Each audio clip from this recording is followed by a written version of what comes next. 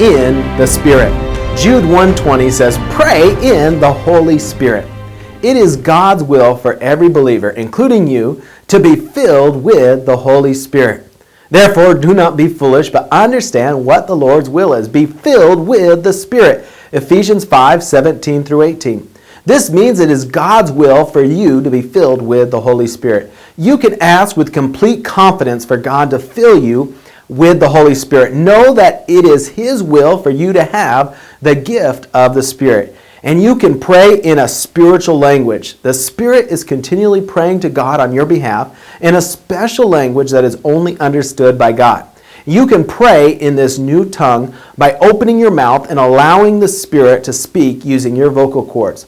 Jesus promised these signs will accompany those who believe. They will speak in new tongues. Mark 16:17. Isaiah promised that this new tongue would bring refreshing to weary believers. For with stammering lips and another tongue will he speak to this people, to whom he said, this is the rest wherewith you may cause the weary to rest, and this is the refreshing, yet they would not hear. Isaiah 28:11 through 12. This new tongue is like a well of water springing up into everlasting life. John 4:14. On the day of Pentecost, 120 disciples began to speak with other tongues when they were filled with the Holy Spirit. Acts 2:4. Cornelius and his entire household spoke in tongues when the Holy Spirit came upon them. Acts 10:44 through 48. When Paul laid his hands on the believers in Ephesus, the Holy Spirit came upon them and they spoke in tongues. Acts 19:6. Paul was filled with the Spirit when Ananias laid his hands on him. Acts 9:17. Later, he wrote to the church in Corinth, I thank God that I speak in tongues more than all of you. 1 Corinthians 14:18. Paul said that praying in the Spirit edifies it, builds up the believer. 1 Corinthians 14:4.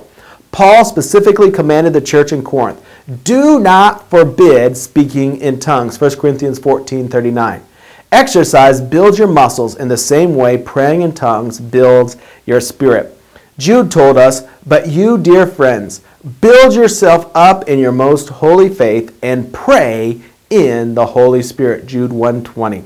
And so I encourage you to begin to pray in the Holy Spirit. When I pray in the Holy Spirit, this is what it sounds like.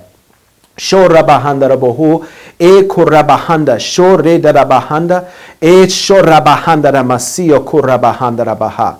This is a special language between God's Spirit and my spirit. It's a special gift from God. And if you will ask Him and say, God, I want to pray in tongues, give me my heavenly language, then God will fill you with the Holy Spirit and give you the manifestation of speaking in other tongues. Ask God today, and I encourage you, like Jude did, to pray in the Holy Spirit.